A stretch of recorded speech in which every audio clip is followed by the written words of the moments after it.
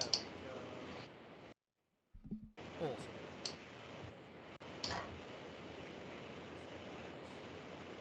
Everybody good?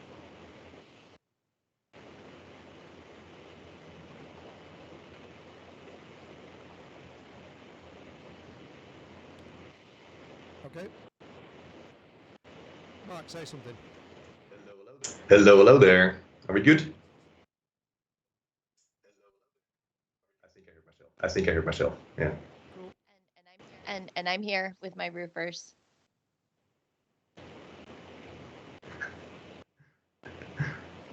Awesome. Okay, so we have Mark from Dapr here today.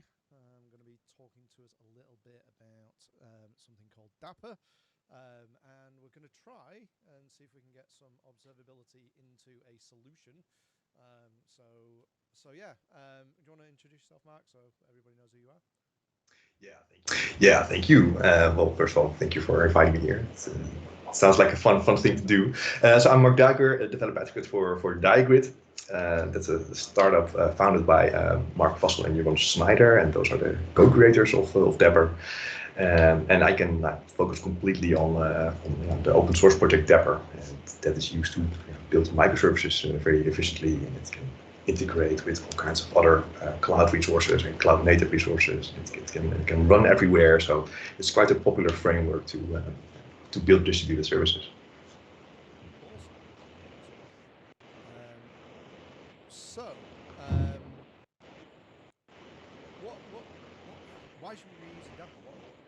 You say it's good for distributed systems, but not many people can do that without It definitely. Well, it's especially useful for either if you have a very large teams, or let's say you have multiple teams, and you still want to adhere to certain standards or guidelines, because you can use then as a developer, you can use the Dapr standard APIs, because Dapr has APIs for interacting with key value stores and with pub subs, and configuration management, and also observability as well, and resiliency. So as a developer, it's quite a big benefit, because you only need to learn the Dapr API, and you don't have to, let's say, learn all kinds of specific APIs for all kinds of individual state stores or pub sub systems, and so on and so on. So, and since it's a cloud native product, so it runs on Kubernetes, so it's also language agnostic. So if one team does Python, the other team does C#, the other team does Go, you can still use Dapr and still have one uniform way of building your microservices and enforcing resiliency and enforcing security. So you have shared concepts across programming languages and teams. Yeah, exactly. Yeah. It sounds kind of like a platform, like poof, here's your little distributed app platform for all your languages. Well, yeah, it's hard to describe that. So we call it a runtime, because Dapr stands for the distributed application runtime. So it sits in a separate process next to your application process. So it's basically the sidecar model. But you can run it on every cloud platform or even on-premise. So we don't really say it's a platform, because you can still use any platform that you want to use, either like Azure or Amazon, GCP, on-premise Kubernetes. But it does need to give you a lot of, let's say, building blocks with these APIs and Is it components. always on Kubernetes?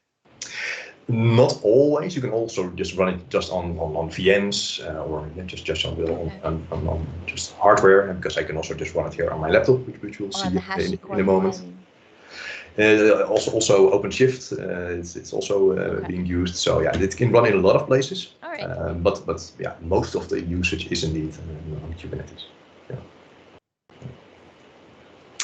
So it's either for a lot of different teams using different languages, that's very useful. But I also always promote it if you're starting with something new. And so if you're doing like a completely greenfield project, and you can have all the options that you want, then it's often quite useful to at least start with Dapr, because Dapr allows you to actually, let's say, postpone certain decisions a bit further, right? Because if you use Dapr, then it doesn't really matter which cloud provider you use, or it doesn't really matter which state store you use, or which pub sub broker you use, because those are all interchangeable. So, on any project, That's Well, and those also the debates who can last like for months or sometimes even years, especially for large organizations, right? So if you do want to build something already, then you can build it already with Dapr and then decide on which cloud do we land on. Well, doesn't matter as long as it supports some kind of managed Kubernetes. Then you can still continue. So I think that that's a big benefit. so one of my Is talks there at the start of my talk, I always talk about logging frameworks and how Hmm. way back that was the first 6 months of any project was choosing the logging framework, and then we brought in island.net, and then that kind of made you Right. defer that decision. And then it was Yeah. about, Yeah. okay, Yeah. we're going to do tracing or distributed tracing, and then you had to choose your vendor because it was all integrated. And now we brought in OpenTelemetry and removed that decision. So now all they've got, Yeah. all these Yeah. people who want to do all those decisions, all they've got is cloud provider, and you've taken that away from them. The Exactly. architects could have done Yeah. that. Well, yeah, exactly. So much free time. I don't know. Well, the point is, of course, that there still needs to be a decision still needs to be made, right? But I think it's important that the development team is not blocked by some kind of decision because you can use a framework which works with any kind of cloud or on-premise system. So I think that's yeah, I think that's really a win. Cool. Yeah. uh, oh, I have one more question. I have one more question. So Dapper it sits on top of pub sub brokers and HTTP and other protocols. Does Dapper have to be at both ends? Not necessarily, no. So it's quite common that you build your distributed system with Dapperized services. So that is quite common. But you can also invoke other services from a Dapper application and still benefit from some of the resiliency policies that you apply. And so if you want to reach out to some kind of a third-party API, and maybe that's some kind of a spotty API that someone that sometimes you can still Or apply. if you have a microservices app in Kubernetes and you would like to have Dapper, can teams implement it incrementally? Yes, they can. Yeah, yes, they can. Yeah, and that's really possible since I think the latest version 111 because yeah then what was enabled there is that you can do like service invocation calls to have to just plain HTTP endpoints, but still with some added benefits of the Dapper framework. Yeah, yeah. So yeah, people can definitely do that. Yeah. That sounds pretty cool. What are we going to do with it today? Yeah, so today I have a solution with one of the newer features of Dapper, and that's Dapper Workflow. Dapper consists of all these building block APIs, like I mentioned before, like state stores and pops up and so on. But one of the newer ones is workflows. You can have like workflows as code now. Um, so it's probably useful if I share my is my screen already shared? Yep. Yeah, all right. Um, so this is on GitHub, by the way. I'll include a link later to where this is. But this repo contains two workflow solutions, and one of them is already deployed to Azure AKS. So you probably use this one, the basic workflow samples, and this contains like various examples how you can build your workflows using C# and Dapper. Um, so this is an example of like the most basic workflow you're going to get, which just calls one thing. And so workflows is all about like automating certain business processes, right? So every organization has these business processes, and hopefully most of them are being automated. And yeah, Dapper Workflow is a product that you can use for that. So here we have a regular C# class, a Hello World workflow that inherits from a Dapper type workflow that specifies an input and output. And then we have a method here. It's called task, or it's a task type string, and it's called run async. Um, and then this is what always gets started when you run this workflow. And this workflow only contains one activity, and activities are like the individual steps of a workflow. So usually you would have like a workflow that contains multiple activities, multiple steps, but just this is the most basic example that we have. So just one activity. So this is going to be really annoying because you know what a span is called in .NET, don't you? It's called activity. Yeah. Oh, no, that's So what we're going to run an Microsoft activity and trace it with an activity so that we can get the activities out.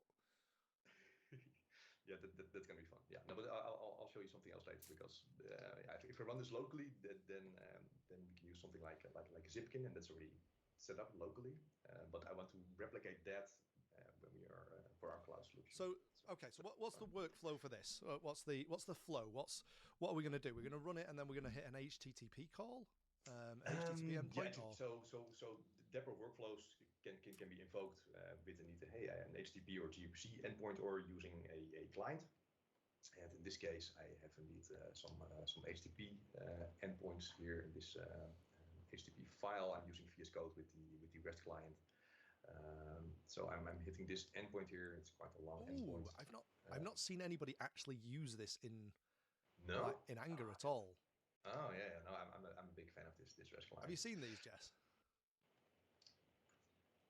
So .http files. Yeah, so this is a .http file. You can also do a .rest file, but here you can specify some variables that you can use in your endpoints, and there's this send to request link here, and if I press that, then it will make this call to Dapr, but Dapr will then execute the workflow that is present in this solution. So I've known that they've existed for a long time, but I've never actually tried using them because I'm normally a big Postman guy. I've used it a lot as well. Yeah, I build loads of solutions in that and then call those, or I mean, most of the time now I just use Web Application Factory just to test it, and I very rarely run things locally, but they do look really cool. It is really convenient, and it's all like in the source code, right? So it's also very, very close to where you want to use it. So yeah, I think for testing and demo purposes, it's quite useful, especially with all of these variables that you can use. And so I'll make a request here, but this request is named. And what you can also do is then you can also read out the response of this request and put that in another variable. So that's what I'm also using here. So I'll be starting a workflow, and that workflow will be scheduled, right? So the Dapr runtime is then responsible for scheduling and executing that workflow with just that one step. I'll give it an input called world, and then the activity will add a hello or hi or konnichiwa, because the activity looks like this. So this is the input name, and there's like an array of greetings, and we randomly pick one of these greetings and combine that greeting with the name, and that's the result of this activity. Okay. So does all this run synchronously? Is that what we're saying? So you run this, it'll run a load of steps, and then provide us with a response. Well, it's async, and that's the fun thing. So let me first run this locally. So I'm now gonna start up this application that contains my workflow and the activity, and also using the Dapr CLI. So I also have like a container with the Dapr process running here. So this is now started. There's lots of logging here going on for Dapr. What Logs. It's very verbose. What's the Dapr CLI doing? So There's a CLI. with the Dapr CLI, you can run your Dapr applications locally, or if you don't want to use Kubernetes, you can also run Dapr workloads on VMs or even on hardware. So, but it's mostly used to run Dapr locally and to do stuff like I do now. So before I deploy anything to the cloud, whatever, I just want to see does it work? Can you do a bit of testing? So I'm still a little confused as to what Dapr is. I'm hoping it sounds like it's kind of a lot of things. It is a lot of things. Yeah, that is one of the tricky things. Yeah. Is it like an application server as well, or no? It's you can see like this. So it is like a separate process that runs next to your application. And what does it talk to your application over? You can choose. So it's either HTTP or gRPC. If you use one of our client Dapr SDKs, that's all over gRPC. But you can, if you just want to do it yourself, you can also just create an instance of an HTTP client and just use plain HTTP to these. I like to stuff. have a choice between gRPC and HTTP because sometimes I want it to fast, but sometimes I want it to fucking work. Excellent. Excellent. Oh, yes. Yeah, exactly. Yeah. Especially when you just want to inspect some stuff and just test some stuff, then HTTP I think, is a good start. we could probably get rid of half of the customer success team at Honeycomb if we just didn't do gRPC. I think that's like their entire job is, can you try it over HTTP and see if it works that? Oh, it does. All right, yeah, your problem's gRPC. No, but most of the Dapr communication, so usually I don't have any slides here now. I should probably look up Okay, so slides. But usually you have like applications, and you have then a Dapr process running next to the application in a Dapr sidecar, and all of the communication between your applications is actually via those Dapr sidecars. So the Dapr sidecar then would call into your application and say, Yeah. I need you to run this activity, and then your code runs the activity and provides a response. Yeah, exactly. So it's not an app server, but it's in front of your app server. Yes. Yeah, exactly. Playing like traffic cop. And presumably creating traces. I'm really itching to see a trace of this activity. Yes. We're going to see that. We're going to see that very soon. So let me now run this. So I'm going to do a post to this endpoint, and this is like a Dapr API endpoint. And I'm running it now from this HTTP client, but I can also create a client application and start like that. But that costs way too much time, so we're doing it like this. So I'm starting this hello world workflow. So I'm specifying which workflow I want to start. Also in this endpoint, I'm going to start it, and I'm going to provide an instance ID. So that's very important because each workflow requires its own ID, and we also need that ID to actually get the status of this workflow. Okay. So I'm going to run it now, and this is the response. So we get back a to accept it, and we get back the instance ID. Oh, I see an interesting header there that I like. There's a header there that says trace parent. I know what that is. Trace parents. I know that. Exactly. Yeah. So everything is async with workflow. So we don't get back the response of that activity, which is hi world or hello world. So we get back this instance ID. Because potentially this can be like very long running workflows. It could maybe days, weeks, months. We don't know. Okay. So we have another endpoint to get the status of this endpoint. So then we do a get, and we do a get to that same endpoint, as we see here. And as I mentioned before, I'm using this bit of magic to actually extract the instance ID from this request and put it in another variable, and that's what I'm using here. So is the get effectively pulling for the result of your activity? Exactly, yeah. And what would happen if that didn't respond? Well, if you provide an ID that doesn't exist, you probably get back a 404. I can imagine we can try that. I'm thinking about like a long running process that's going to take weeks. If I try and get a response of that before it's done. Yeah. So what you get back is like a quite a big response. So we don't get back our direct response. We get back a workflow status response. So we get back the instance ID, we get back the workflow name, when this instance was created, when it was updated. The status of this one, so this one is completed, but if it was still running, then this would say running, or if it was failed, and deep buried in the properties is something called Dapr workflow output, which is your result. This is the actual result. Yeah, exactly. Yeah, indeed. Yeah. Okay. So this is the way these things work. But indeed, with this trace parent indeed, so let me now pull up something else.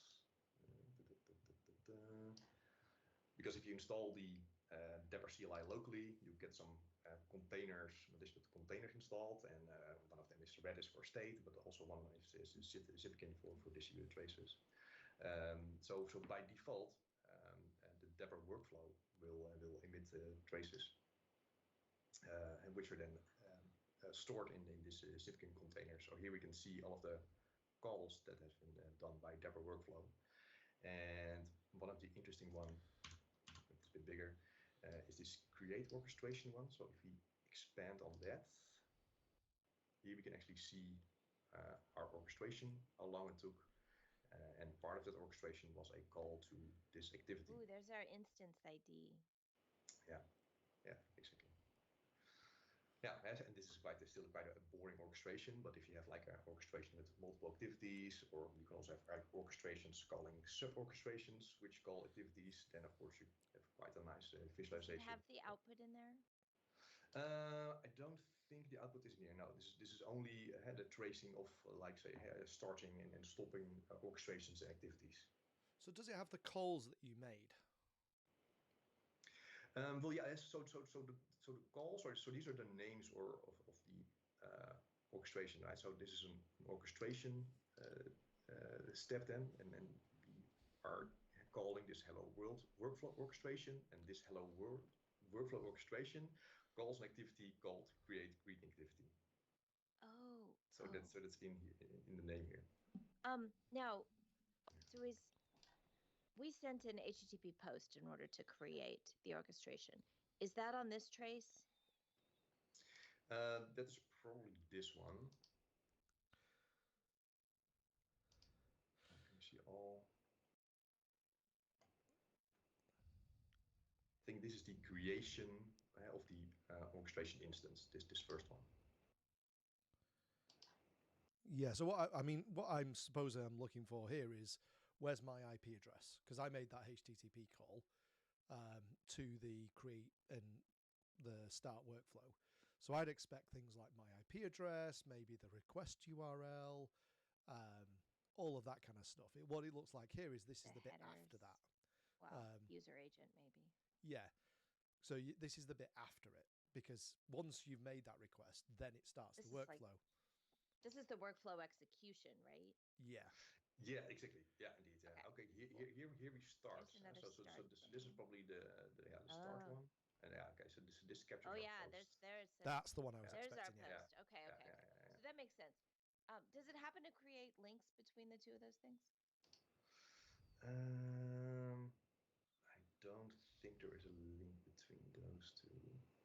Okay. But does it put like the instance ID? Oh wait, there was a GUID. We passed in a GUID, right? Yeah. For our identifier. So that's probably in both of those traces. Yeah. No. So this is trace ID. Oh man.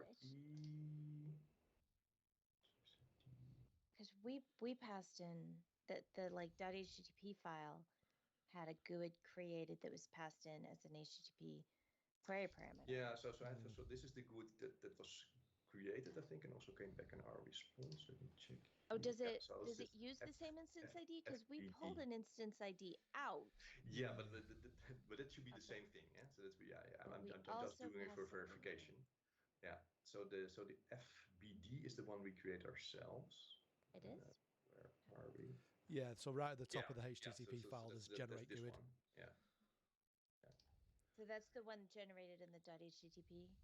Yeah. Yes. I don't know how to see that in the .http output. So what it looks like is that the OTel CLI is generating its own HTTP span, and not using the like the ASP.NET Core ones. CLI? So the Dapr runtime is doing all of these creations, because we were calling that HTTP call that we made, that one there that you see, was a call into the Dapr runtime. Yes. Exactly. So the Dapr runtime isn't adding it; it's only adding the post with the path, not with the query string. So the instance ID should okay. Yeah. I'm just asking, how would I tie this post to the create workflow start? I would expect the instance ID of the task, having been passed on the command line of the post, to show up in both of those. Yeah, I would too. I would expect them to be. Yeah. I mean, ultimately, I would expect them not to be links. I wouldn't expect it to be in there either. What I would expect is that it is parentage. You know, the root span should really be the post. Nice. Yeah, I agree. Yeah, I agree. I'm actually good with a workflow has a trace that is the execution of the workflow, separate from an HTTP call that triggered it. I'm actually comfortable with those being separate traces personally. I would expect a span link between them would be ideal.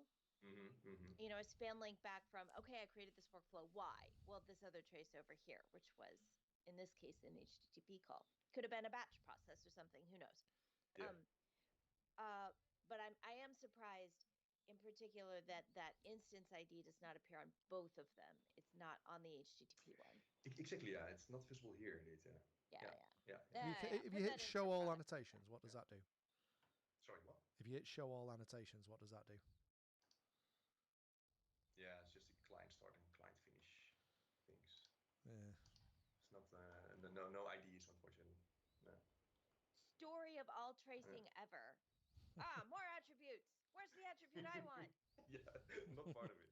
Show me the attributes. Show me. Yeah. I've got an I agree, idea for a new sticker. This is nice. This is about the actual orchestration itself and all of the activities. But indeed, whatever is calling it, is not part of the same, let's say, chain that you see here. Yeah. The fun part here is a lot of people have application tracing, and I mean, we have this at Honeycomb. Our tracing in our apps is not perfect, and I'm often in there wishing the span was an attribute instead and stuff like that. But in the end, we're more interested in like making the app work better and other stuff than spending a ton of time grooming the tracing and making it just right. But this is a framework. Tracing is core functionality in Dapr. Yeah. So it actually does make sense to go in and make it like sweet. Yeah, I agree. Yeah, no, I definitely agree. Yeah, that makes it fun. Okay, so how do we set this up? You've got this forwarding over to Zipkin at the moment. What does your setup look like? Yeah. Well, so I also have this running in AKS. So yeah, we can go both ways. So either we change this local version to output to Honeycomb. That's fine. Or we update the version I've running in AKS. I mean, I'd just like to see the Always startup start code locally. first. That's probably the easiest. Yeah. Did you say the opposite thing, Martin? I couldn't hear you. Sorry, I said like I'd prefer to just see the startup code for now. Oh, of the yeah. I application, just so want to see the how we program actually CS file? set this up. Yeah. All right.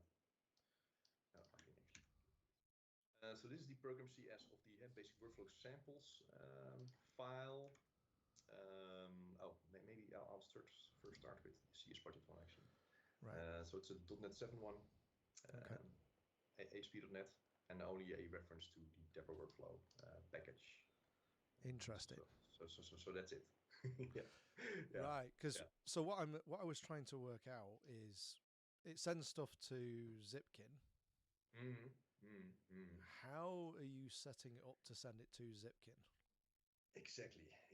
Well, in this case, as I mentioned, when you install the Dapr CLI, there is some additional configuration and some containers installed for you. So let me.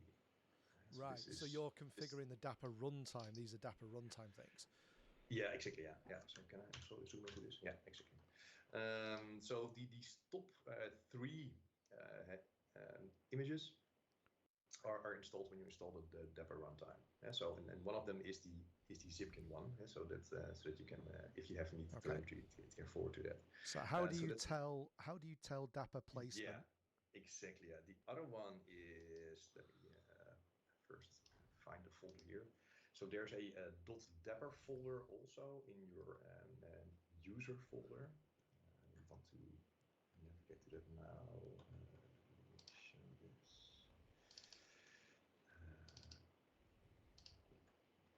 Users folder. I'm doing this off screen. I'll move back once it's there.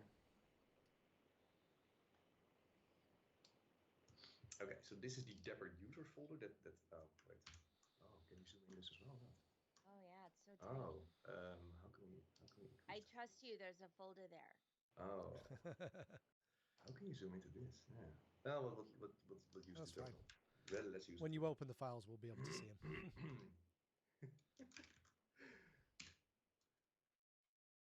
Here we can zoom.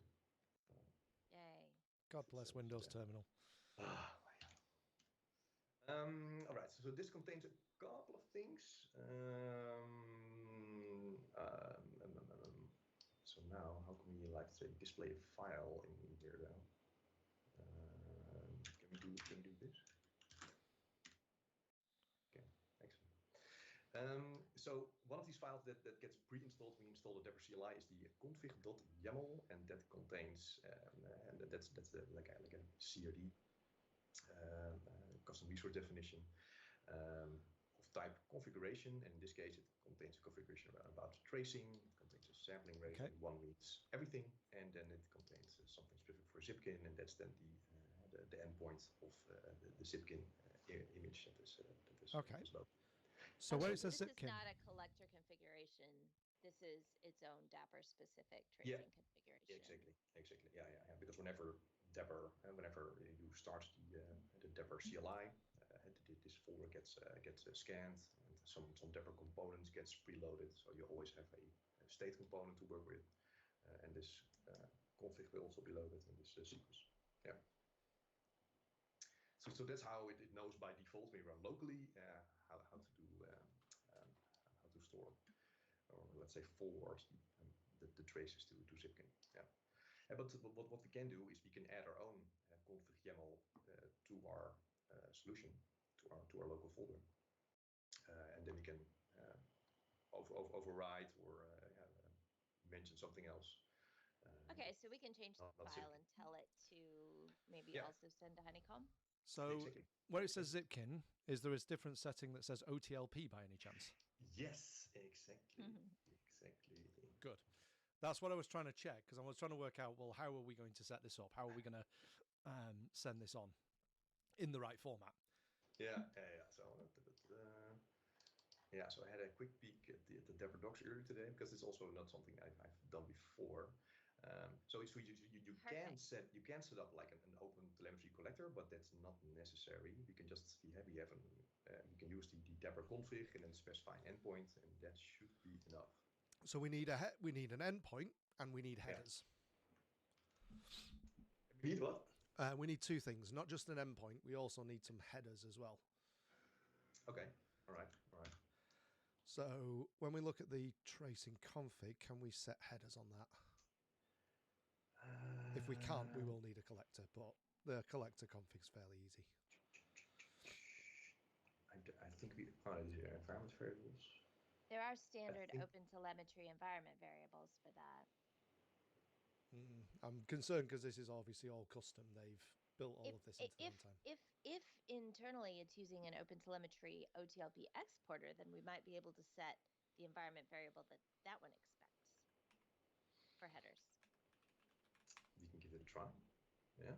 Yeah, because as far as I can see, this is the only thing that is available in the Dapr tracing configuration. And then they mention the environment variables here, but this is it. Let's set the endpoint. Yeah. And it's going to fail, right? Because it doesn't have the header and it's not authorized. Mm-hmm. I want to see how the fuck you're going to find out how it failed. That's a big challenge in tracing, right? Is how do you know that it didn't send? Because everything's like set up to be like, oh well, I'm not going to like stop the world and tell you the error message. I'm just going to swallow it. So with any framework, the number one question is how does it work? The number two question is how does it not work? And how do I find out and fix it? And it's the one and only solitary use case for logs to find out why your tracing doesn't work. That's a nice one. All right. Yeah. So what I did now is I already had a folder which I specify when I do this when I use the Dapr CLI locally to run my application. I'm using this very long command, like Dapr run specify application ID, specify application ports, more ports, and then I mention a resources local folder that then Dapr reads to read all kinds of configuration, and then I end with .NET run to actually run my local sample. So the content of this folder will be read. So I now edit this file here, config.yaml, and I basically copy-pasted what was here in the docs, which is this OTel configuration. And that's set up to send to a collector that you do not have running. Exactly. I don't have anything running on localhost. Yeah, exactly. Hey, Martin, did you see in the chat? Martin Janacek said. that the sound is really low again.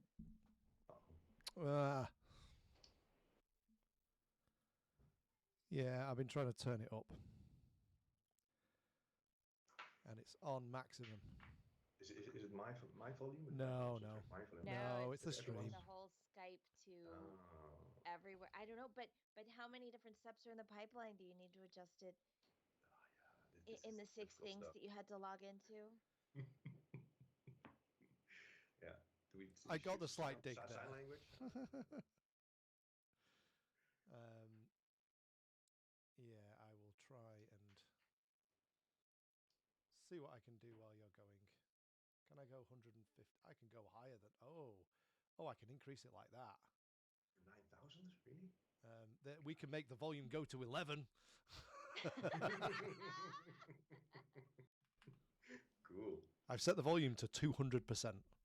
And we'll see whether that has any effect. It does sit... The volume bar's gone up a little bit. On my thing, it's gone up a little bit. You don't have any trouble with this in real life. Ooh. Yeah, Martin says better. There we go. All right. Great. Okay. So shall we just run it locally now and see what it complains about? Because if I do local... Yes, I want to see a complaint. Let me... Sure, I mean, we could send it... Let me copy this first, and let's actually prove that nothing goes on here at this local hosting. Oh, good idea. No, all right, can't be just good, because we would be startled if yeah, exactly. Maybe I have secretly something set up there, but no. Okay, so I think, or I hope that something pops up when I start this command that something is not working. But maybe everything else will continue because maybe the framework thinks, yeah, it's tracing. Who cares? But we will continue anyway. But we'll see. Okay, there we go.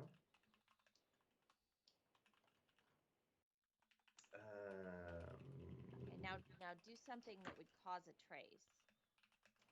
I first want to look a bit on what it says about tracing. It's enabled. Tracing anywhere. Tracing anywhere.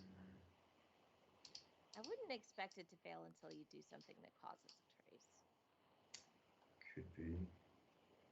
Yeah, I don't see anything specific here on tracing.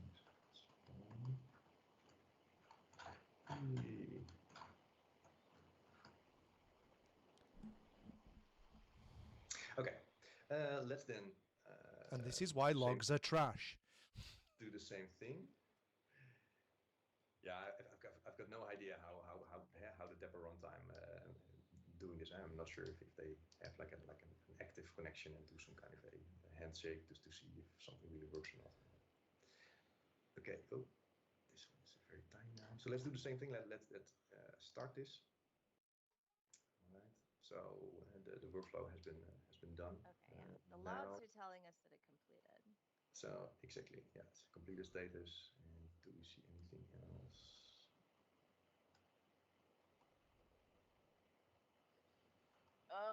No. Logs. No. So yeah. I don't always fail, but when I do it silently. Silently, exactly. Yeah. Yeah, exactly. Yeah. This is totally one of the challenges of tracing is getting it working because. Yeah. Does the Dapr config include anything about turning on tracing logs? Tracing. Can we turn the logs to 11? In OTel. Turning on tracing logs, you mean? Okay, so yeah. Okay, I see what you mean. Not that I know. We can check the rest of the documentation. This one. You could try OTel log level as an environment variable. It's possible that would do something. Okay. Let's check also in the Dapr docs. The Dapr docs are not on the screen. Yeah. I closed the page.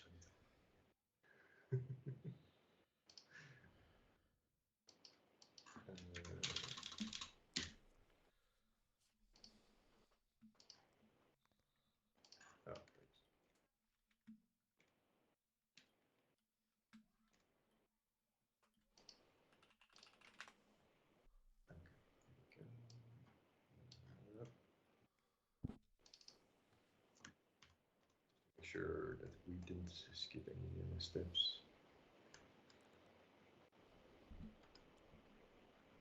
Not use Zipkin this time. No.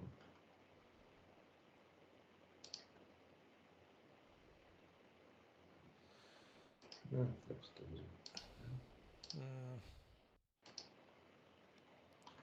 And I bet all this is written in Go, and I don't read Go, so I can't help. All right, I so would you say, mentioned adding an environment variable.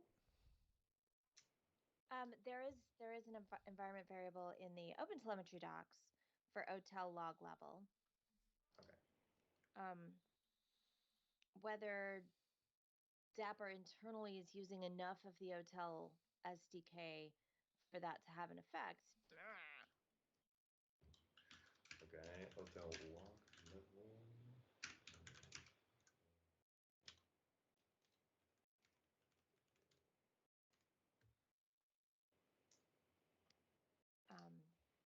Yeah, so I found that in the OTel environment variables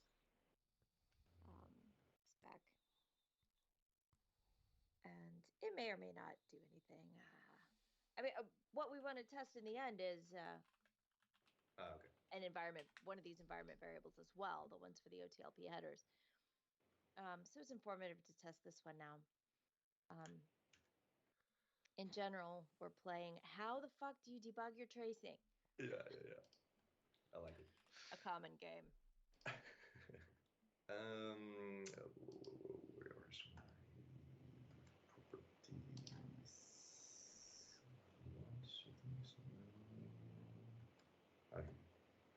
It's using a lot of the OTel Go libraries.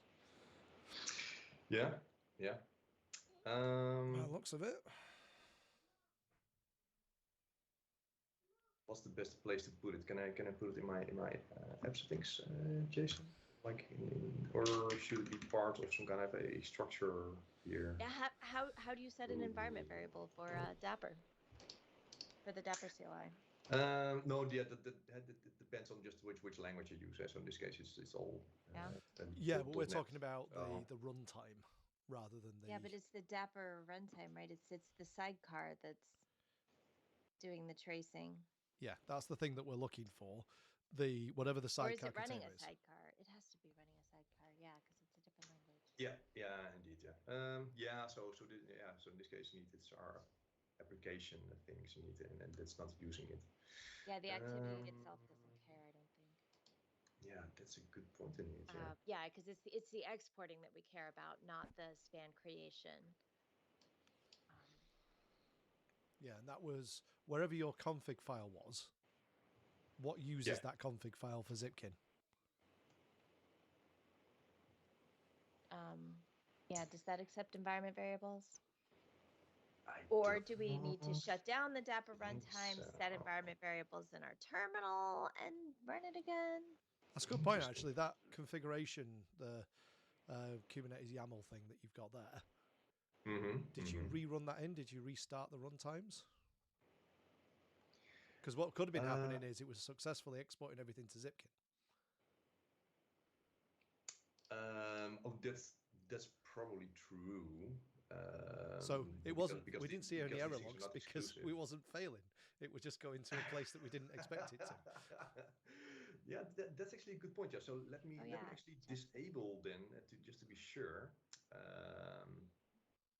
Is it still open? No. Let me actually Zipkin to make sure they're not actually there. No, I'm going to disable the default config file. So actually just rename it so it's not being used.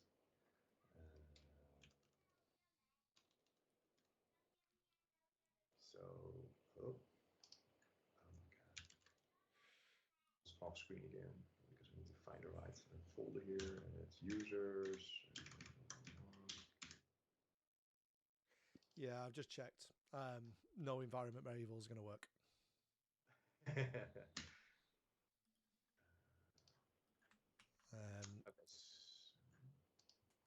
What do you mean you've just checked? What did you check? Check the Skype chat. If you bring that link up, that's the Dapr runtime. Cheating. That's the Dapr runtime code. Okay.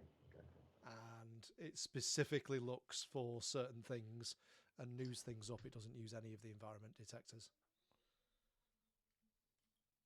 Yeah, it only checks for the stuff that's really in the YAML file. That's it. Oh, it's specifically registering its own exporter. It's not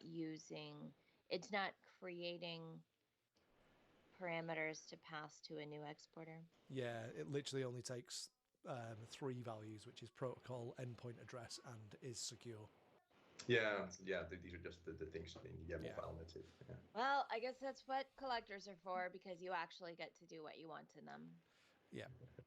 I can let me grab because you're going to need to run a collector. You're going to need to run a collector probably in your Kubernetes cluster as well. And we could do that through a Helm chart. I'm going to do have you got Helm installed? Yes. Yeah, you can do Helm.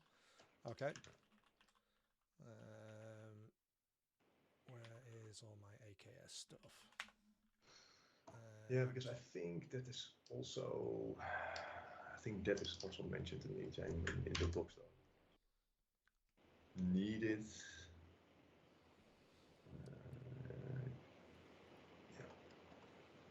So, no, we don't want that one. Right. So we're going to need the Helm chart for a OTel collector. Which the Helm charts for the OTel collectors are actually really fucking awesome. I had this, so I'm playing around with trying to get the runtime observability for Kubernetes working over the last day. And I failed miserably trying to get it to work. But in doing so, I used the Helm charts for the OpenTelemetry collector, and it has these little things called presets. So you can just add a preset in and say, I'd like all of my Kubernetes attributes to be added to all of my spans, please. And it does this thing where it adds all of the cluster role bindings and sets up all the permissions and then sets up the collector. So it does all this stuff. It's like, wow, like just one setting, and it just did it all for me, which was really fucking cool. That's pretty cool. Yeah.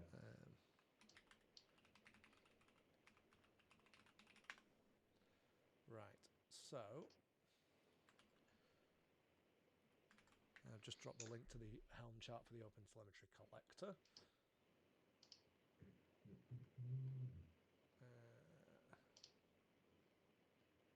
And I thought that had a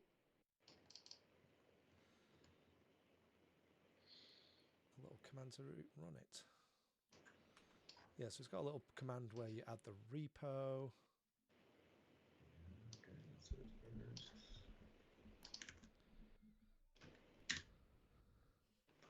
Oh.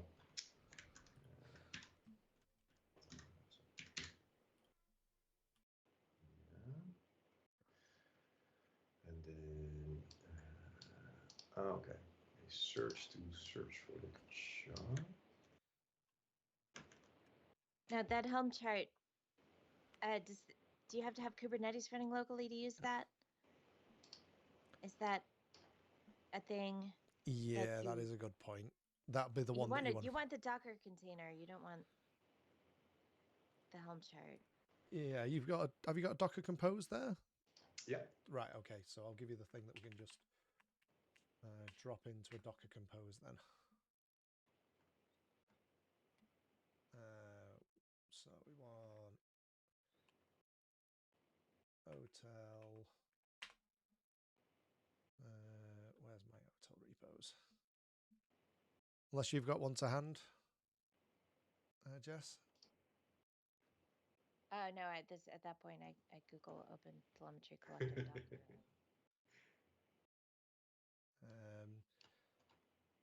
Where are we? That one should have one, I think. Yeah, I tried to add one into like it's probably one of the Honeycomb docs. I tried to add one into just like every one of my repos. So there you go. Whoa. If you drop that in, you can probably delete a load of stuff out of there. What? You get rid of your console, and we can see more stuff. There we go. So yeah, drop that one in at the bottom, just before networks. Oh.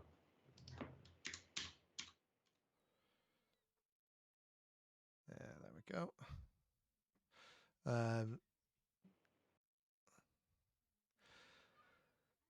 So you'll then need a config file, and there we go. Did you get a config file from the Honeycomb docs? I've just dropped a config file in there. We can just remove some stuff for it. Yeah, just this. So add a config file in. I mean, that's looking for it in the same folder, so just drop it in the root. I've just put it in the chat. Yeah. It's Go on. be better to put it in the Twitch chat than the Skype chat. I have been copying some links into the Twitch chat. Okay.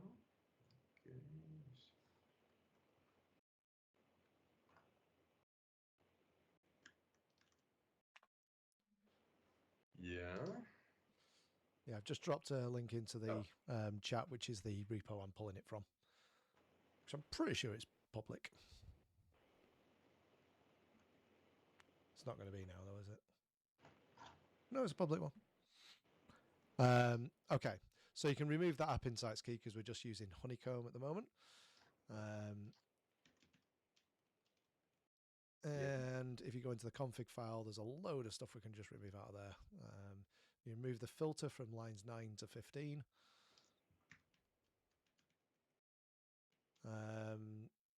I don't know whether it's going to send logs. We might as well leave the logs there, I suppose. You remove 20 and 21. And so on line 25, remove where it says filter / health check. And then remove the Azure monitor. No, not the whole line. Not the whole line. You want to leave batch in there. Yeah. And there you go. And then the Azure monitor on the bottom bit. And you need to set... Should we just dump an API key in there? Might be easier than doing an environment variable. Do you have a Honeycomb account yet? No, not yet. No. Ooh, make a Honeycomb account. Goodie. So in a browser, probably easy just to sign in with Google, I think. This is the first time I've seen somebody live going through a Honeycomb sign-up flow, so this should be interesting. Exactly. This is like... go.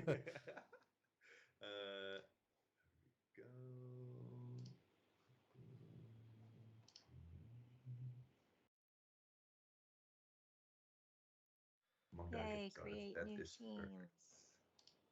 Yeah, that is fine. I want to accomplish everything.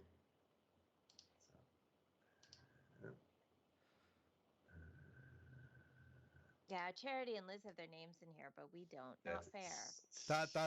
That is going to change. I am putting in a prodpad entry right now. Yeah, exactly. Yeah. And it's not going to be, can you add Martin and Jess to that? It's going to be, why are Martin and Jess not on the list? Because passive aggressive for the win. I think that's a good idea. But okay, it is very British. I'll do like a...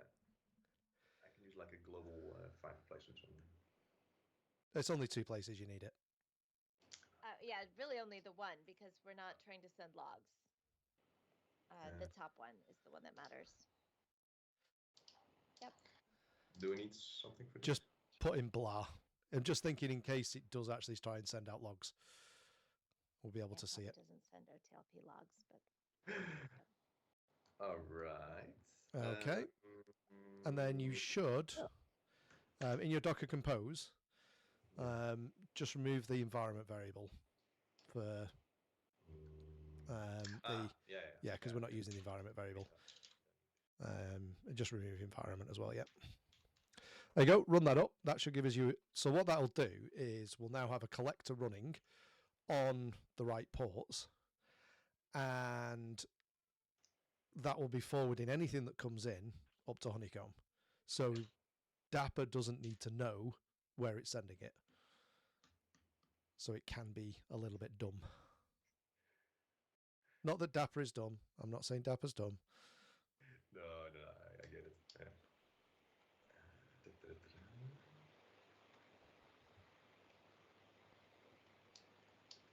Yeah, a lot of stuff is happening. I think everything is ready to go now. Now, let's just give it a try. Let's get back to our HTTP file. This down a bit. Let's make it. Yeah, and let's get it. And let's then switch. Where is it? Here? Okay, so now we have a local collector, and this should send the traces to there, and maybe it'll send them to Honeycomb. I love your optimism. Yeah. And if it doesn't, then we turn on logging in the collector. Which is there. So we just need to look at the logs. Okay, good. By default, all of my stuff adds logging. Because, I use logs to find out why my traces aren't working. Right. So now you need to do in your Dapr runtime that config YAML thing. Didn't we already have it set to send to the collector? But we should totally look at it and make sure. That was the Dapr one in config, your folder somewhere? Yep. So that's sending to localhost 4317. Yeah. And the collector container should be listening on that. Yeah. And is that the one that your wait, local runtime is using? Wait, do we need to change this or not? No, that's good. Okay. As long as that is definitely the one that your local service is running. Localhost means localhost, like the computer, as opposed to some internal container thing. I was more thinking that the problem could be that the process that's running the Dapr runtime isn't looking at resources local. It's looking somewhere else. So that config file isn't used. That's actually a good point. Yeah. Because that's why I have two sets in it. Yeah. So when I use the Dapr CLI, then I'm using this. But if I'm using Docker, then I'm using that. So that is a good point. Cool. And then we start this. Run it. Stopping, come on. Stop. Yeah. All right. Here's a question. This is something that I've desperately wished for from the OTel collector, and we recently implemented it in Refinery. Is there a way to say, hey, process that's running right now, what the fuck was your configuration? What configuration file were you starting up? What are you running right now? I desperately wish that the collector would just tell me what configuration it's using instead of me having to test 6 different flows and try to determine whether it's using the configuration that I think it's using. Yeah. Just tell me. I was doing it in memory at some point. So I did Does Dapr have that? I did a workshop, and that exact problem happened. That somebody was going through each one of the stages, each one of the sections of the workshop, and they did them in a new folder. So they copied it over, created a whole new folder for the next step to add on the iterations. I'm like, oh, that's cool. And they kept saying, it's just not working, getting really stressed about it. Turned out he was editing the code in one directory and running the code from another directory. Yeah. Oh. Yeah, that's quite an easy mistake to make, right? Oh, damn. Yeah. I mean, I do think that's one of the benefits of having using like Kubernetes and everything is in these YAML files, right? Because usually you can drill down. Give me the YAML for that deployment. Yeah, being able to use K9S and just go describe on any one of the resources is... Yeah, but does Dapr implement that? Can you ask the Dapr runtime for its own config? I don't think you can ask the Dapr runtime for its own config. No, you still need the let's say regular Kubernetes tooling or something to look at it. Dapr, but the Kubernetes tooling isn't going to tell me what config file. Okay. To be honest, so Lightwit, the company I work for, they are creating additional tooling around Dapr So the thing that you've been asking for needs that is available in one of our tools. Oh, okay. Conductor. So if you have like conductor, you can need to then drill down to all of your Dapr servers and see the exact Cool. configuration of that Dapr server. Great. So that is available. Yeah. Ooh, there's a nice trace parent. I mean, it is a trace parent. It tells us something important. Oh, trace parent with nothing. That usually means tracing is not initialized. Now, why it bothers sending the trace parent, I'm not sure. Well, that's actually not a valid trace parent. As part of the spec, you can't send zeros. Oh. Interesting. Yeah. We've broken Dapr! Woohoo! But did you see anything happening? Yeah. Achievement unlocked?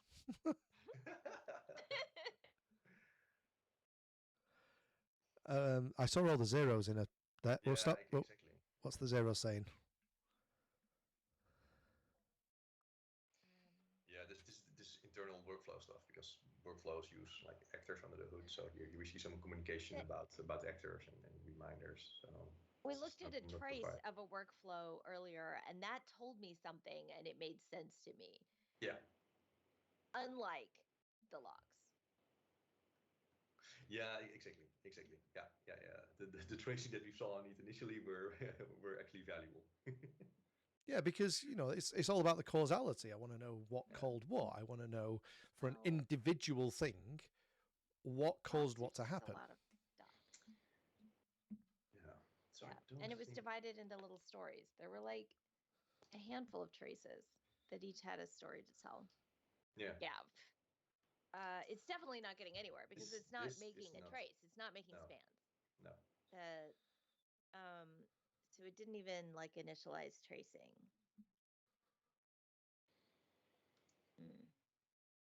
It did send to Zipkin once. Yeah. So why did Zipkin? Yeah, it's curious that, I mean, if it was failing to send to the collector, I would still expect it to have initialized tracing and created spans and then just like fail to send them. That would make sense. Yeah, it's almost as if the runtime is saying, I don't think tracing is enabled, so I'm not going to do anything. So I would expect some sort of log message, because we saw log messages earlier when it was happy to send traces to Zipkin, I guess. I would expect some sort of error of the tracing configuration wasn't valid. Yeah, and yeah, to be honest, I would have expected that to show up here. When you did the Zipkin one, was it lowercase Zipkin or uppercase with an uppercase Z? I think it was lowercase. In the config? Yeah.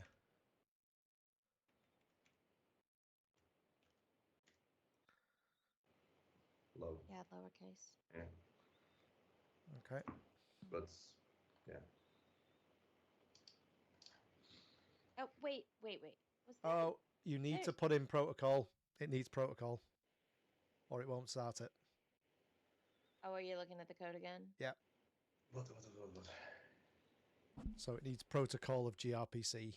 Wait, where's our Zipkin config again? You mean the one we are currently loading here, which is this one?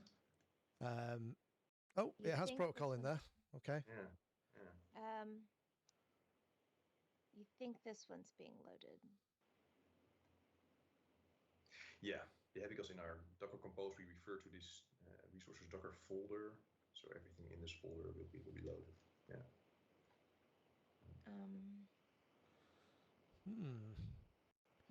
Yeah, looking at the code, that looks like it should work. Don't know how to tell whether that's being loaded. You could try putting Zipkin in there and seeing if it works. Yeah, see if you switch it out for Zipkin, do the restart. If it starts going to Zipkin again, we know there's some problem with the... Yeah. Okay. And we may find a problem with the docs. Yeah. Does it need /v1/traces on the end? Not usually. This is their custom code, though. Yeah, but it's using the Go OTLP exporter, right? Yeah, I suppose it is. Yeah,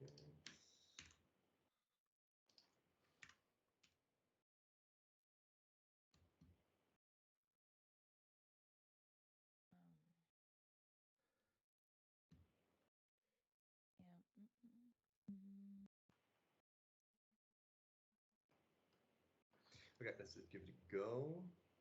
Then we can still come back to the logs to see if we can actually find some kind of error or warning in there. Oh. Yeah, you found something. If you set the No, variable std out, then it should. That's basically the console exporter. Oh, the what do you mean the variable in the Yeah. Sorry, in the config.yaml. Did it? So it didn't send to Zipkin either. No, well, let me open it. But the trace parent was still like all zeros. So Yep, I that's suspect not configuring it didn't do that. Where are we? Here we are. We've broken it. I blame YAML. It was fine with less YAML. Doesn't yeah yes. The world does not need more YAML. Exactly. Yeah, the less YAML, the better. All right. I mean, I you know the format of Kubernetes YAML files. Errors here, right? The format of Kubernetes YAML files, where it's got the bits at the top of like every time I see one of those, I kind of it's like it's just prevalent everywhere now. It's like, oh well, you know, it's just a standard format of config files now. Yeah. It says like a connection error, right? So we do see some errors regarding the auto collector closing connection error. Receive the go away, and there are no active streams.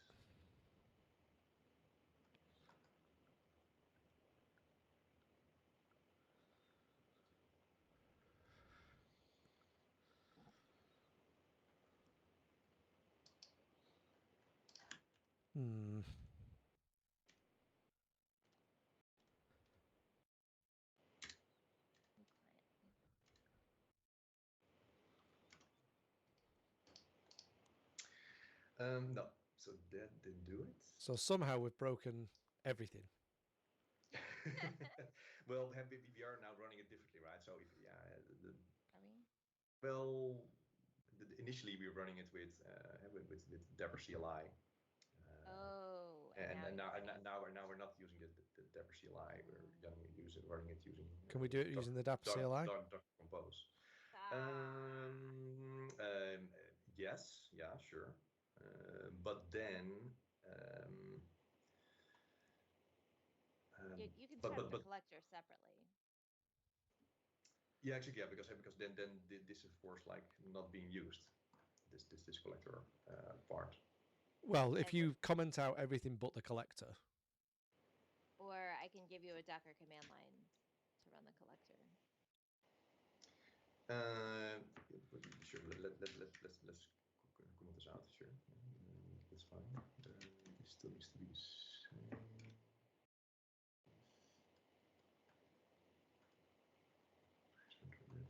Okay, so only from here.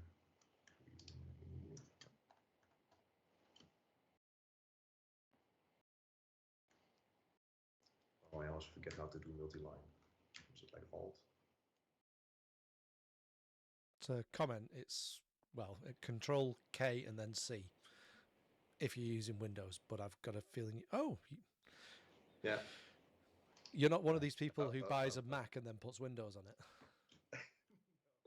Oh, I also have a Mac that's purely for travel, but most of the time I'm using a Windows machine. All right. Yeah, so we can use the. Let's add another screen in here. So this is just for the collector. And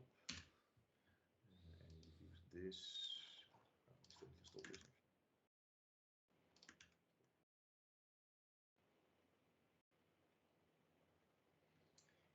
And this we will use just to start the application, and the Dapr console here. Move to different folder. Okay.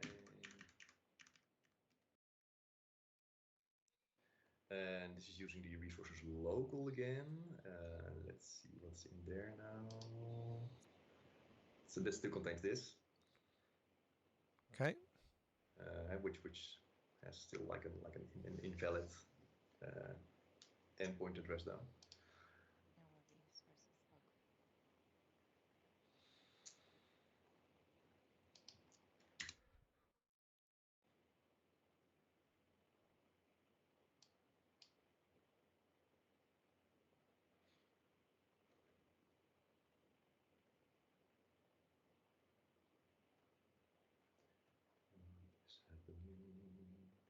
Sidecar is unavailable. This is correct because I've disabled that one. Everything gets so hard when you try to change one thing. Yeah, I mean, as I always say, computers were a mistake. You never get this problem with an abacus. Fair enough. Fair enough. I used to have an abacus. It was like a little paperweight one, and it was a really satisfying. I always had the sense that if it got too bad, I could throw the abacus at the computer and shut it up. I destroyed the computer with an abacus. I like it. Oh my god. Okay, Yeah, so I did feel this- like that yesterday when I was playing with Kubernetes. It was like, can we just like not? Like, can I Yeah. delete the whole thing and just Yeah, forget Kubernetes ever existed? Yeah, I feel you. and I feel you. Yeah. it's stuff like we're watching, like we've got an IDE that we're looking at, and it's running some stuff, and you just can't tell what it's doing. Yeah, its log lines go over like a single looking log line at goes it. over like 5 lines, and you're like, Yeah. how does that even colorize it? It still doesn't help. It's just stuff. And I know I have to like conceptualize in my head that there are processes running on the computer. Yeah. And they're talking to each other and they're doing something. But like deducing what that thing is such an exercise in reasoning and in familiarity with the 16 different like conceptual processes that are happening that I'm like modeling in my head and on the computer. And it's really fucking hard to communicate that on a stream of what the hell is going on here. It's like, you watch films and TV shows and how they aggrandize the programming things. Have you ever seen Hackers, the film where he's like flying through all those things? At least I understood what was going on. Like traversing directories was moving buildings, and going through files was a filing cabinet. Awesome. And it's like, can we just have that? Like, can all programming just be like that? Not because it's cool. It's so much easier to understand. Yes. You get the picture of a pulsating thing where somebody's going between two services. You can see like pulsating things, which is the packets going between them. Yeah. Can we get like activity monitor except in VR? What? And with some Wireshark thrown in. Oh yeah. Oh wow. Yeah, just turn around and just like I'm just redirecting the flow, like taking it out and putting a pipe. That would be Like so cool. changing the port is actually just taking a pipe out of one end and sticking it into another. Yeah, and if you like if the process is modeled as like a box or something, and you like walk over and stick your head in that box, it tells you what it's configured.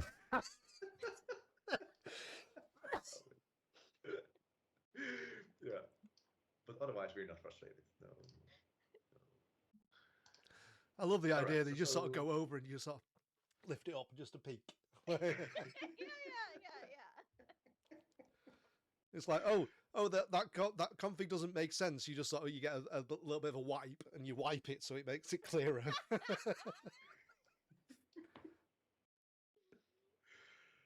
Oh You want to restart it? You hit it with your bat Yeah. or your abacus. Yeah. Yeah. What you doing? That's really reduce the stress for a lot of people. I think if you can just like go completely insane in like VR. Yeah, I think it would help. Kubernetes in VR, and you have a bat, and there's the pods you don't like. You just imagine somebody like your partner, like, what are you doing? I'm just restarting pods. All right. So the local zipkin stuff is working again, and that's because I re-enabled that that config.yaml file, which is in my users folder. That's what I was trying to get at before. Is it using the one that's there? Right. So the one in your users folder. Yeah. So have we still got the collector running? I think so. Oh, no. Docker PS. Oh, there we go. Oh. No, that's fine. That's fine. Okay. Right. So we've got that running. Yeah. Now, the OTel segment that we had in that config.yaml, put that one in the one in your user folder. Yeah. Martin, Mark, I'm going to have to duck out. No problem. We will finish it off. It was great to hang out with you. Yeah. It was definitely a lot of fun. We're going to finish this off and then we'll drop off the stream, but I'll let you know how it goes. Yeah. Bye. Okay, and go to my user folder. That is here. I was hoping that Notepad was here or something. I can like operate in Notepad. Just operate in Notepad. I haven't used it in years, literally. Yeah, it's almost like an abacus. But Notepad has Zoom now, so. Yeah, exactly. Yeah. All right. Okay.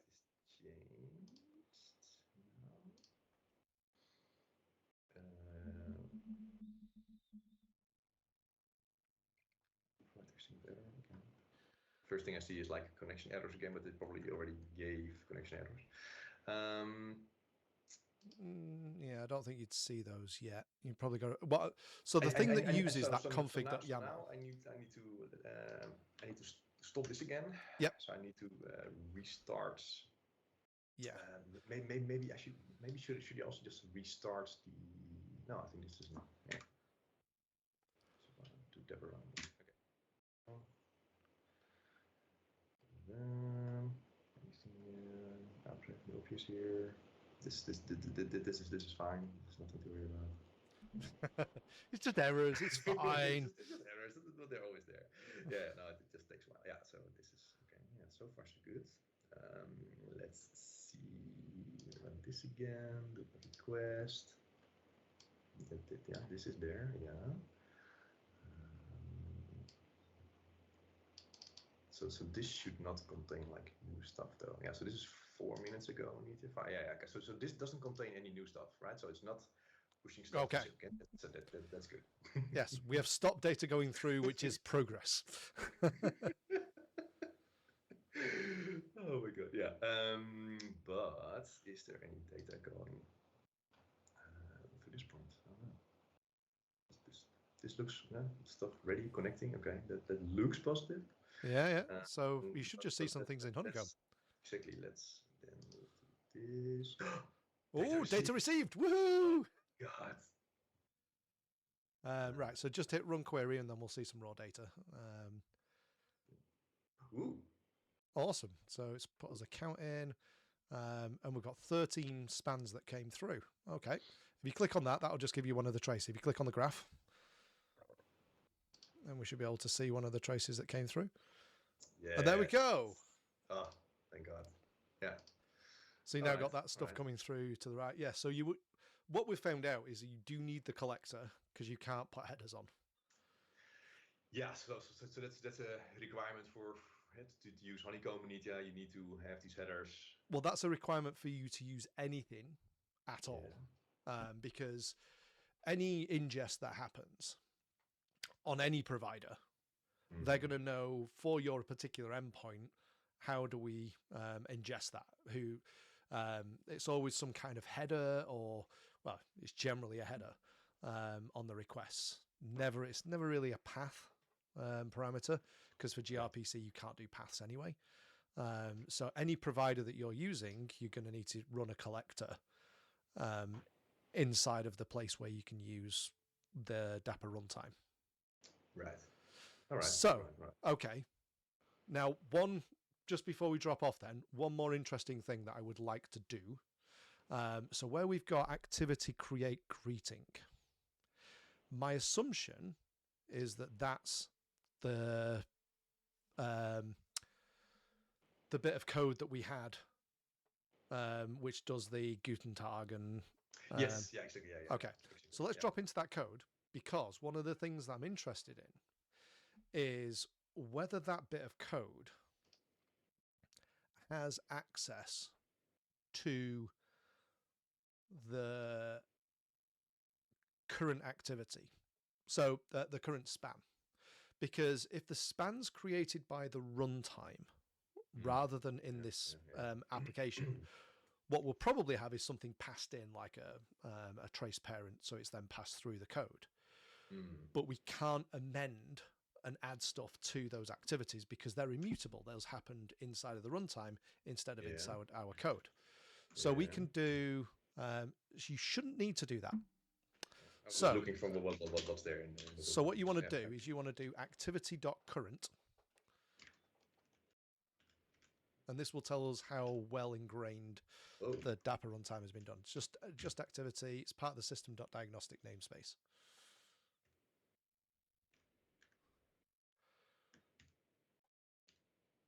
And that is null. It can return null. So let's just do question mark. And then do add tag. And then give it some funny name and a funny value.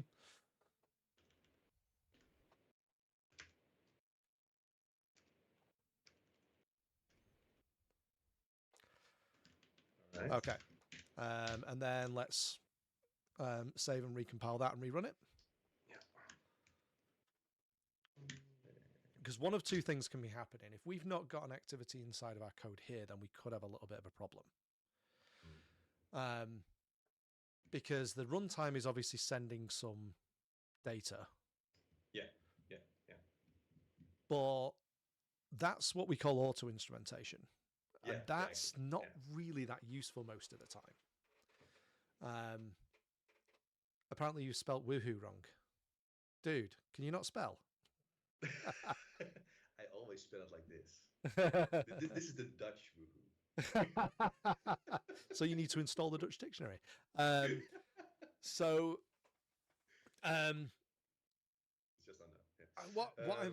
what I'm suppose I'm interested in is, where are these activities being sent from? Are they being sent from the .NET code, or are they being sent from the runtime code? Yeah, they're sent from the runtime code. Yeah. So what that means is that thing that we've just done won't work. Yeah, so it won't work. No, I know, because what's happening is the whole stuff gets serialized and executed in the Dapr runtime. So no, this won't right. work. Okay. So that means I really executed it, but we probably won't see anything in it.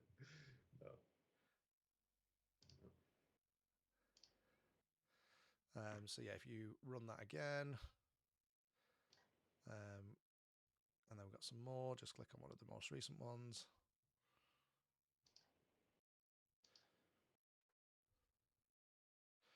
And it should have been on the bottom one if it was coming through.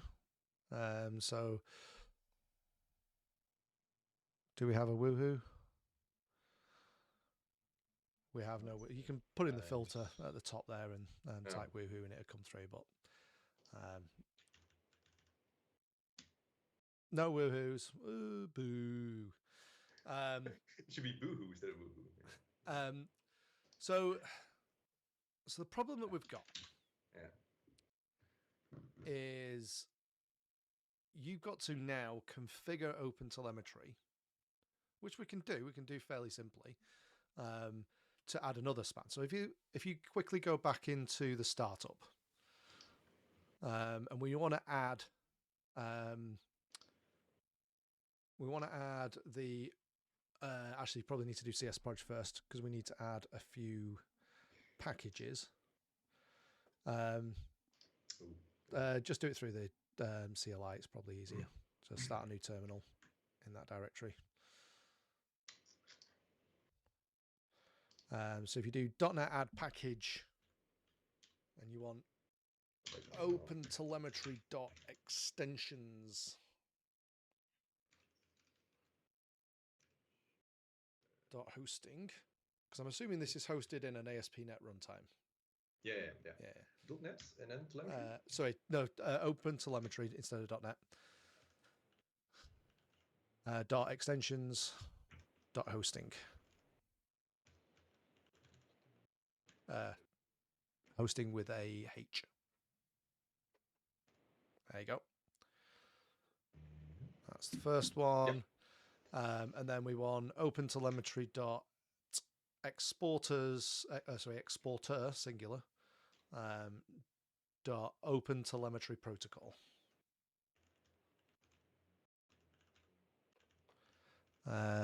You close, it's, yeah. There you go. Okay. Yes. Right. So let's go back into program. So right at the bottom, if you add a class called diagnostic config.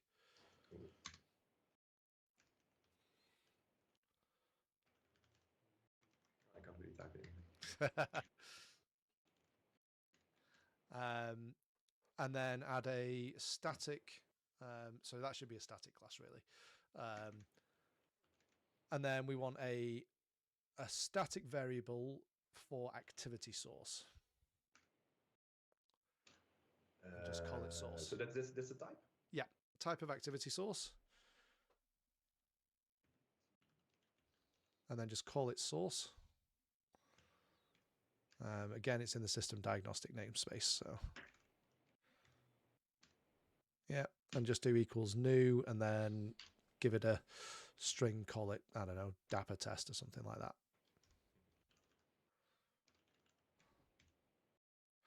Okay, right. So scroll up a little bit, and in your services collection, you want to do builder.services.add-OpenTelemetry.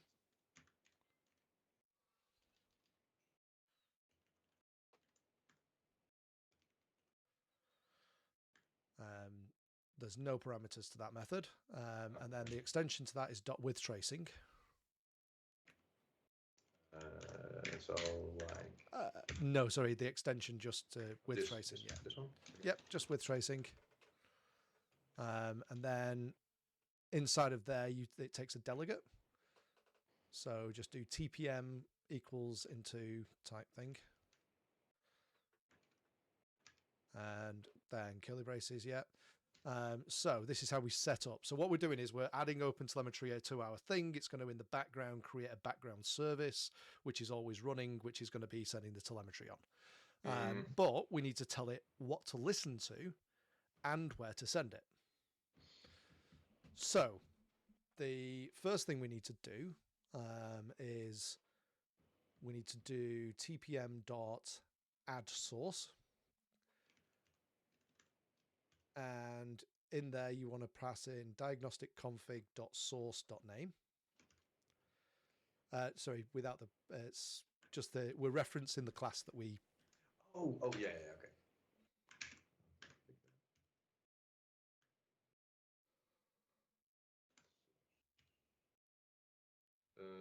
No, it was. It was a static class, wasn't it? No, it's public. Config.source. Yeah. Oh, yeah, diagnostic config rather than diagnostic source.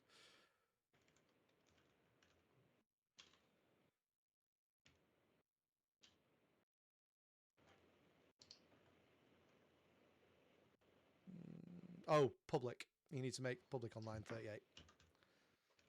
Because by default, it defaults to private.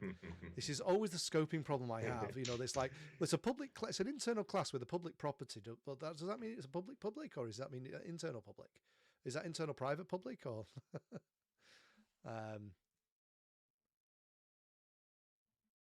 Oh, it should be like that. Yeah. Okay. And now you can just do .source.name. So that tells OpenTelemetry that it needs to listen to any activities that are created with that source, or specifically with that name. And then the next one we need to do is that you can just do it as an extension without the little semicolon at the end. and just do, so on line 8, remove the semicolon, and then just do dot, so close it, yeah, and just do dot add OpenTelemetry add OTLP exporter. It will, I think it's lowercase LTP.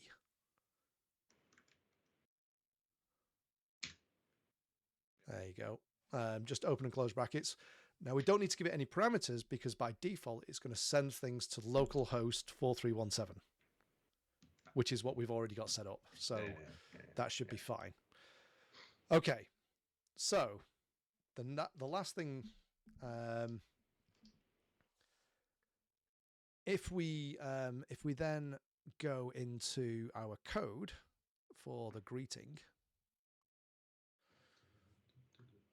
and this is where we get to find out whether propagation is working.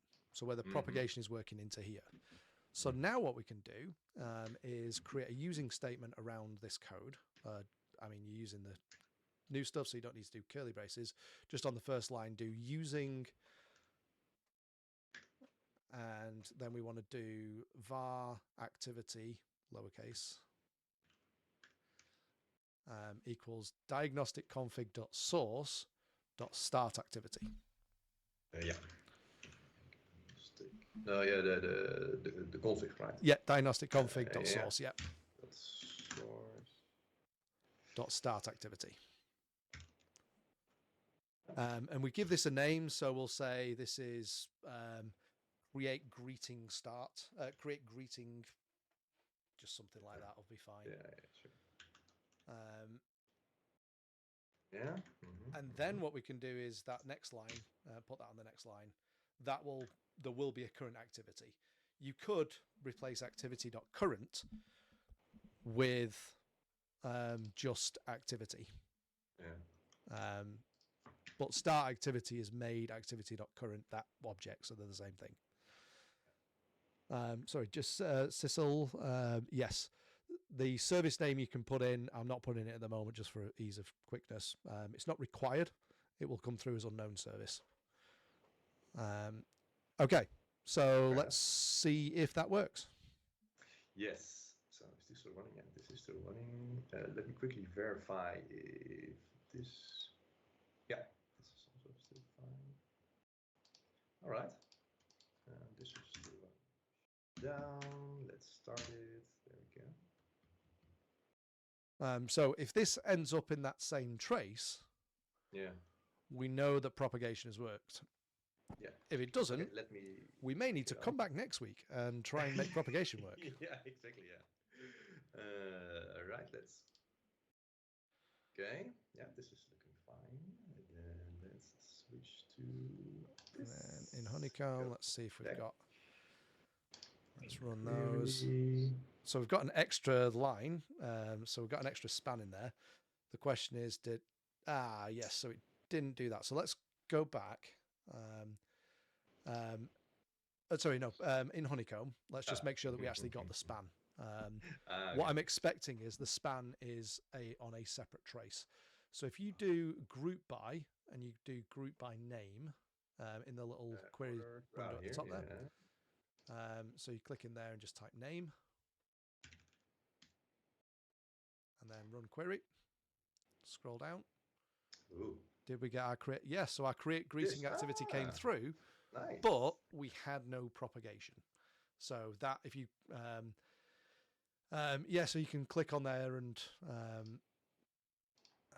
show only where, and then we can go, and then you can click on that one, and you'll see that that's in its own.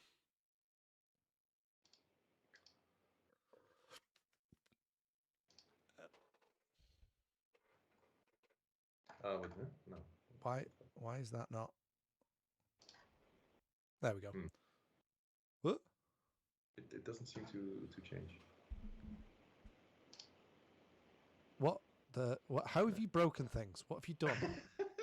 Like, I know we broke Dapr for you, but please don't break Honeycomb. It's only fair to do the same thing back, right? Just hit run query again. I'm just being polite here. and click into it. What have you done? I don't know. Do a hard refresh.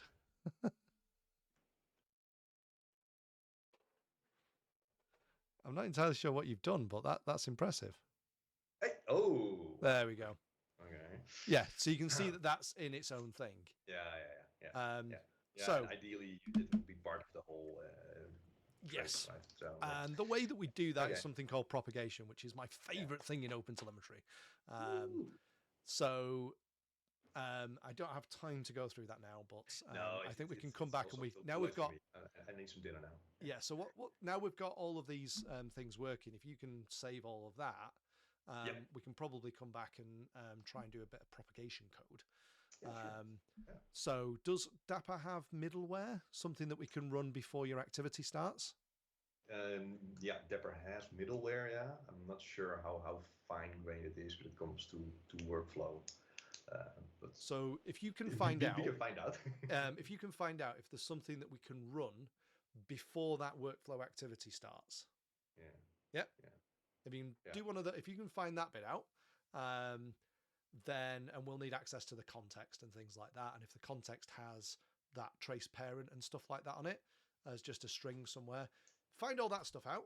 Come back and I'll show you how to do all of that with propagation in OpenTelemetry. Cool. All right. Awesome. This was fun. This was a fun exercise. Yeah, cool. Right, well, thank you very much, everyone, for listening, and thank you, Mark, for coming and giving us some lols and some interesting Dapr stuff. And we'll be around same time next week. Thank you very much. Thank you. Bye.